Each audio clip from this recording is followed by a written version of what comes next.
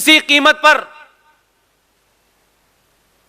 सनातनी हिंदुओं के आस्थाओं को चोट पहुंचाने वाले लोगों को बख्शा नहीं जाएगा। सरदार पटेल ने ऐसा ही दूसरा काम किया था। आर्टिकल 370 के बारे में बहुत चर्चा हुई, उस वक्त भी हुई। इसलिए ये सारी चीजें भारत के अंदर जो कॉन्स्टिट्यूशनल असेंबली थी, उस असेंबली की डिबेट ऐसे ही होती थी जैसे आज पार्लियामेंट चलती है। उन डिबेटों को पढ़िए, वो फर्स्ट हैंड इंफॉर्मेशन है। ये झूठे इतिहासकार जो इस देश में घूम रहे हैं, जो शिवाजी को लिखते हैं Shivaji was a mountain rat, हम उनको पढ़ रहे हैं क्योंकि हम सही सोर्स पे नहीं जाना चाहते। सरदार पटेल के ऊपर दबाव डाला नेहरू जी ने कि आप 370 पास कराइए, और विदेश चले गए। इसलिए सरदार पटेल को मैं विजनरी मानता हूं। सरदार पटेल ने ऐसी किसी समस्या से लड़ने के लिए ना नहीं कहा क्योंकि उनका स्वार्थ नहीं था। सरदार पटेल खामोश रहे, वो बाहर चले गए। पूरी पार्लियामेंट में चारों तरफ कहा कि नेहरू जी चाहते हैं कि 370 पास की जाए। बहुत लोगों का गुस्सा था, उन्होंने कभी देखे नेहरू जी चाहते हैं इसलिए पास कर दीजिए। पास कराई सरदार पटेल ने, लेकिन उस आदमी का विजन देखिए। पास कराने के बाद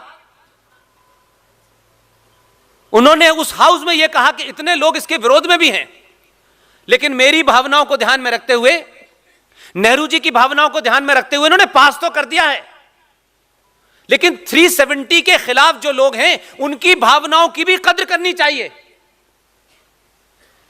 सिर्फ इतना कहा,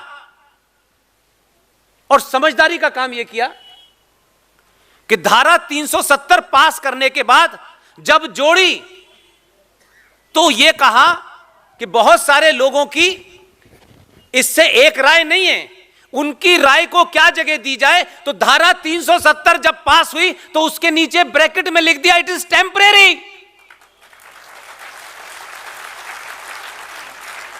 यह सरदार पटेल को नहीं पता था कि 2 गुजराती आएंगे इसे परमानेंटली हटा देंगे, यह नहीं पता था उनको। इसे कहते हैं कि आप अपना काम कर जाएं, आने वाली नस्लें तय करेंगी कि आप क्या करके गए हैं। सब कुछ हमारे सामने होगा, हम सबके भागीदार बनेंगे, मैं नहीं मानता। इसलिए मैं मानता हूं जो कुछ भी GDRSN, सुशील पंडित सब कर रहे हैं, हमें डॉट बराबर भी यह गलतफहमी नहीं है कि जो कुछ हम कह रहे हैं, जो हम सोचते हैं, वो हमारे रहते हुए हो जाएगा। कोई गलतफहमी नहीं है, ना कोई दिलचस्पी है इसमें। सरदार पटेल को नहीं थी, बिल्कुल कतई नहीं थी, बहुत लोगों को नहीं थी, लेकिन 70 साल के बाद इस देश में ऐसे काम हो रहे हैं कि लोगों को अंदाजा नहीं था। इसलिए आज अपनी भूमिका तय करें और इस लालच से बाहर निकलें कि इसका फल हमें फौरन मिलना चाहिए। हजारों काम एक एक सनातनी कर सकता है। एक बार तबीयत से पत्थर फेंकिए, देखें छेद होता है कि नहीं। फेंकिए तो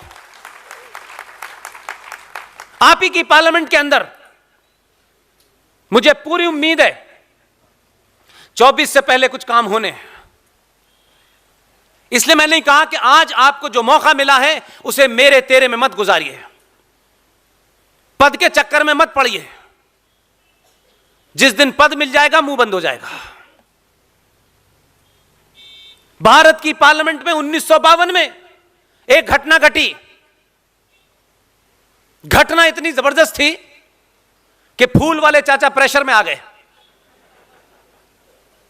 चर्चा हुई कि भारत का पक्षी क्या है, भारत का पशु क्या है, भारत का फूल क्या है, सब कुछ तय हो गया।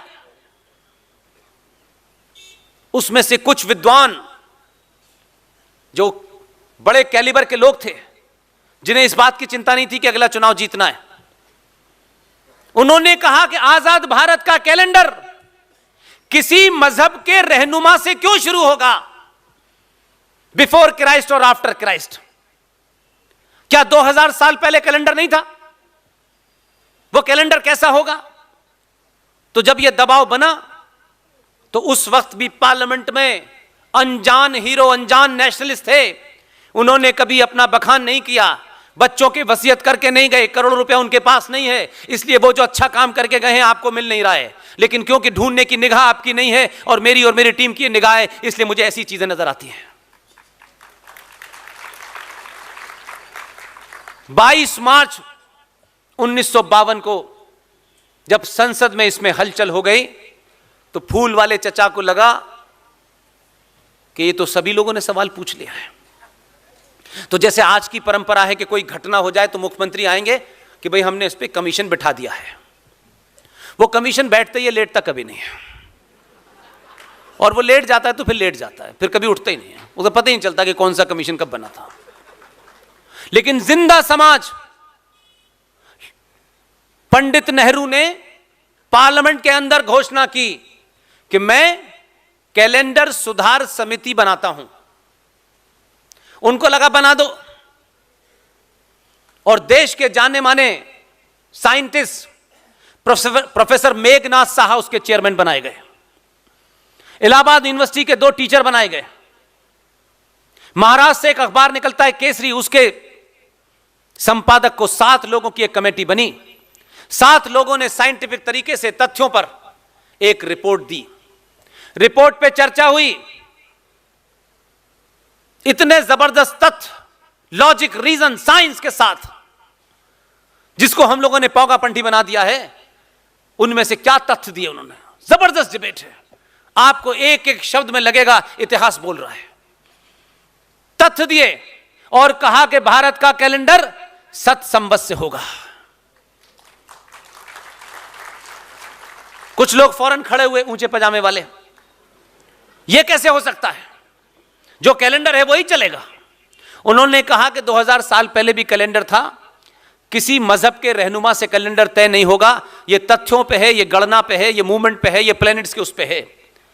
और अपनी रिपोर्ट दी। 1957 में भारत की पार्लियामेंट के दोनों सदनों ने एक मत से यह पास किया कि भारत का कैलेंडर 1958 में सरकारी जो छपेगा वो 7 संवत का होगा। यह बात जानते हैं आप? नहीं जानते। इस बात को चिल्लाते चिल्लाते 4 साल हो गए। फर्क पड़ता है, मैं जानता हूं कैसे पड़ता है, इसलिए मैं यहां खड़े खड़े होपफुल हूं। इसके लिए एमपी बनने की जरूरत नहीं है, कोई जरूरत नहीं है।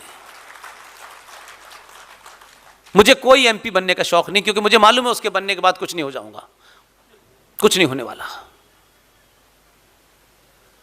उसके बाद जो हुआ वो पता है आपको? एक प्राइवेट, कुछ लोगों ने, जो बुजुर्ग हैं, उन्होंने चंदा वंदा लेकर के 7 संवत की डेट का कैलेंडर छाप दिया। मैं अपना काम अपनी क्षमता के हिसाब से चुन लेता हूं। मैंने कहा आप इसे छापें, मैं देश भर की कोई सभा ऐसी नहीं है जिसमें इन तथ्यों को सामने नहीं रखूंगा। रिजर्व बैंक ऑफ इंडिया को चिट्ठी लिखी। रिजर्व बैंक ऑफ इंडिया ने कहा यह कागज हमें पता नहीं। हमने कहा ये पार्लियामेंट के कागज है भाई, इसको नहीं मानोगे जेल चले जाओगे, ये किसी पार्टी का डॉक्यूमेंट नहीं है। उन्होंने पूरी इंक्वायरी कराई। रिजर्व बैंक ऑफ इंडिया ने देश के सारे बैंकों को सर्कुलर जारी कर दिया कि अब से जो भी चेक संवत की डेट का आएगा आपको उसे मान्य करना होगा। यहां तक भी तालियां आपकी अच्छी हैं, लेकिन सवाल यह नहीं है। सवाल यह है जो मैं आपसे अपील करूंगा, और अपील इसलिए करूंगा कि रिजर्व बैंक ने सर्कुलर जारी कर दिया, वोडाफोन ने हमसे 3-5 की, हमने लोअर कोर्ट में उनको घसीटा, 7,000 रुपए का उन पर जुर्माना लगाया, हाई कोर्ट चले गए, 1 लाख रुपए का जुर्माना लगाया, और उसके बाद में पूरे तथ्यों के साथ चीज़ रखी। और जैसे आपके बीच में बोल रहा हूं, ऐसे ही पिछले 4-5 साल से इस कैलेंडर के बारे में बोल रहा हूं। एक दिन मुझे 25 साल पत्रकारिता के चक्कर में बहुत सारे मित्र कहां कहां बैठे मैं जानता नहीं, भाषण लोग चुपचाप से सुनते हैं क्योंकि उनको लगता है इसे सुनने से उनकी नौकरी जा सकती है। उन्होंने एक स्कैन करके पीएमओ से लेटर भेजा। भारत के प्रधानमंत्री ने देश के खिलाड़ियों को चिट्ठी लिखी, उस लेटर पैड के ऊपर 7 संवत की डेट पड़ी हुई है। इसलिए यह महत्व नहीं है ये मेरे कहने से हुआ, उसके कहने से हुआ, ये मैंने कराया, ये बीमारी नहीं है। ये सिर्फ आपको इसलिए सुनाता हूं कि किसी भी एक चीज को पकड़ लेंगे, आपकी आवाज जाया नहीं जाएगी। करके तो देखिए आप। इसलिए मुझे उम्मीद है कि भारत की पार्लियामेंट में 1957 में सर्वसम्मति से दोनों सदनों में जो कैलेंडर पास हुआ है, वो इस देश का आधिकारिक कैलेंडर जल्दी आने वाला है।